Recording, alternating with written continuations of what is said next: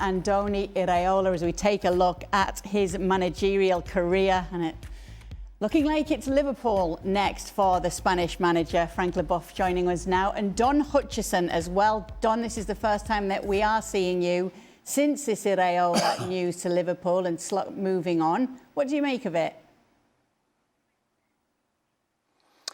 I think it's positive. I think if you're a fan of any club in the Premier League or anywhere around the world, and especially Liverpool, you want to have a coach that you can latch on to. I think Slot in the end done a very good job. When you look at his 2 years in charge, a 5th position Champions League and winning the title, I think he's done a terrific job.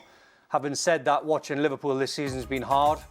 I think there's been mitigating circumstances with, we talked about Diogo Jota and the quality of players that were sold. But in terms of, I think, Iraola coming in, I've watched his Bournemouth side and they're a front-footed side. They're very much like a Jurgen Klopp side where he tells his players, you know, look forward first, try and think about scoring at the earliest opportunity. You need to run hard, you need to be fit, there's no days off. And that's what I think if you're a fan of your football club and you watch your team, and especially Liverpool off the back of Jurgen Klopp a couple of years ago, if you're a Liverpool fan and you see your team run as hard as they can, because they got outrun, Kay, I think it was 34 times or something last season. You want to see your team work hard, run as hard as you can. They've got enough skillful players, but at least you can latch on to the footballers and the coach being 100%. So for Liverpool, it feels like a really good fit. OK, we were talking yesterday, Don, with the panel here about the positions that he'll need to reinforce for next season. Which are the areas of concern for you? Well, centre-back, Konate's leaving. I think that's a must. I think a holding midfield player. I mean, there's talk of Gakpo putting a transfer request in today, if that's true. So you can't rely on Ngamoa, who's a teenager. It needs a bit of surgery. It needs squad investment at these players. And normally I'm on here, Kate, and I normally say like squad depth, and that means players on the bench. I think Liverpool now need reinforcements in their starting 11. And they need a bit of muscle. They need to find a bit of muscle because Liverpool last year, watching them, and Stevie would agree, you know, watching Liverpool last year, they were weak. They had nothing about them in midfield. There was no one who put a foot in. There was no spite. They were easy to play against. So I think when you look at positions, it might be a right winger, obviously because Salah's gone. So Diamande's the big link. A holding midfield player with muscle and a centre back. Right back. Unfortunately, Frimpong's never a right back in a month of Sundays. I suppose Kerkez might get another opportunity to go again. But if it's becoming obvious early on, it's still not changing. They'll have to think about that. Probably will have to wait to Christmas, unless they do something in the summer. So there's quite a few positions that they're going to have to beef up on, and that means spending a few quid again. So whether FSG have that money and whether they have it within PSR to do that, I don't know. I suppose selling a few players. I suppose they have to sell a couple of players at least. But they can't. They have to have the money because they can't afford. They cannot afford to sell players. They're at bare bones right now as it is. So they 100%. Can't be thinking along the lines of, well, if we can sell a couple of players to get some in. They have to be signing players, and then once they figure out what they've got, right, can we do something and maybe bring some money in? Because they've got bare bones, they've got no squad. Liverpool doesn't have a squad as we speak. It was quite clear as the season went on that just going to the sort of new manager, that Liverpool did not fancy, for whatever reason, Xabi Alonso. Because they wouldn't have let him go to Chelsea. So they obviously had their reservations and they wanted to go somewhere else. Now, in the end, it looked like they were going to stay with Arne Slot. But if you put the pieces together of the jigsaw with Richard Hughes, who's sporting director or whatever he is, Richard Hughes was sporting director at Bournemouth when he hired Andoni Iraola. So you've got to feel this has been in the workings in the background for quite a while, whilst they've, and obviously Iraola announced a fair wee while ago that he was going to be leaving at the end of the season. And listen, I think everybody was okay with that because he's moving on to bigger and better things, whether it was back in Spain or staying in England.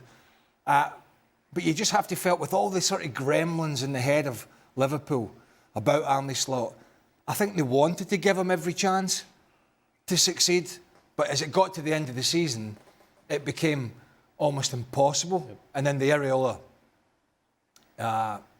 announcement, which I'm sure we're going to have, anytime soon, is actually quite a sensible one. Now, I heard Stevie talking the other day. He's a great manager. He's got a great CV at these smaller clubs. But it is just a completely different dynamic walking into Liverpool Football Club and having to go head-to-head with Arsenal, City and all the rest of them while fighting all the fights on the European side as well. But I'm sure he's ready, but it's just a huge task, but a great opportunity for him. And I do think he'll get it probably in the next few days. Frank, what's your reaction, Iraola to Liverpool? Well, I think it's good news for the Reds because I was very surprised to not see Xabi Alonso going to his former club as a player, now as a coach. But I think it's a very good news. Iraola is a great coach. He knows, and I'm pretty sure he knows how to make sure that Liverpool is going to go back to their best. Now we have to see how he can handle, the fact that he hasn't got Robertson and Trent Alexander-Arnold like they used to have as fullbacks, and it's only Kerkez and Frimpong. And how it's going to work, not sure it's going to work. How it's going to work with Ekitike when he's going to come back, because he can have an issue with that if Ekitike comes back and only plays few games because Isaac is at front and he's a big star with the big money. And Ekitike might want to leave if he doesn't have a time of playing. So he will have to sort out something. And I agree with Don. I think they need more muscle. I think in the middle of the park they're not strong enough in that matter. The way they used to be, it was stronger, it was more defensive, it was more hard work. So Iraola will have to work almost on everything, but I'm pretty sure he's going to be, hopefully he's going to be successful. But it's the same players, isn't it? It's Gravenberch, McAllister, Szoboszlai, players that won the Premier League and were fantastic, certainly for the first 7 months of that season when they did all the dirty work. Didn't finish the season as strongly, but they were brilliant at the start of the season. But Szoboszlai apart, the other two lost form big time. Now, McAllister had some injuries, but they lost form. The question is, obviously Szoboszlai doesn't want to get shifted from pillar to post again, having to fill in all these different roles. But the other question is, can McAllister and Gravenberch get back to that form of, what would I say, when is it, a year ago or whatever it was? If they get back to that, they've got the makings of a good midfield. But then that begs the question, what do you do with a little German superstar? You know what I'm saying? Yeah. Where does this team finish next season if it's as it is right now? They finish fifth this season. They're not getting the Champions League. It depends how that midfield plays. That midfield, on paper, Gravenberch, McAllister, Szoboszlai was the best midfield in England the season before. For 6 months. For 6 months, right? And then Slot started making some changes. They went out the FA Cup, they lost the Carabao Cup, they're out the Champions League. But for 6 months or 7 months, it was the best midfield in England. So there's no reason that can't happen again. I think in hindsight, I firmly believe that Arne Slot let the players rest on their laurels and could not recover from it. Because for 6 months, you just said it, there's no question. We were talking about those three being the best in Europe. We were. Above PSG as well. And then they win the league early, and then they fall off a cliff. And I think it's dead easy now to look back. But if you look back, he's let them rest on the laurels, and they've never got it back. And unfortunately, that first season, there was no injuries, no problems with form. No, there was no problems. There was not a problem the whole year. All of a sudden, they start picking up some bad injuries, things go against them. Then you got Richard Hughes and his other teammates upstairs who give Arne Slot a small squad.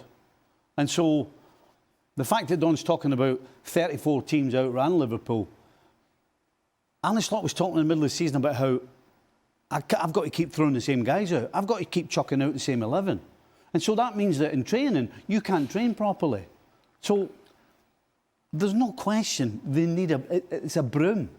Somebody needs to come in with a broom. And the fact that they've changed the manager is, number one, the greatest thing they've done. Because that fresh-faced, fresh ideas will everybody's ears will prick up.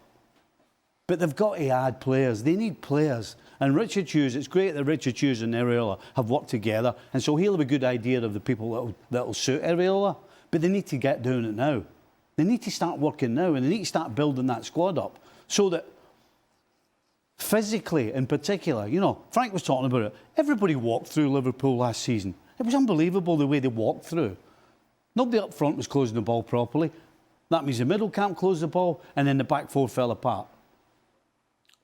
The whole thing needs a brush, and Iraola is the first piece of it. But they need players in, and they need starters in. And he's got to make some big, bold calls, because Yes.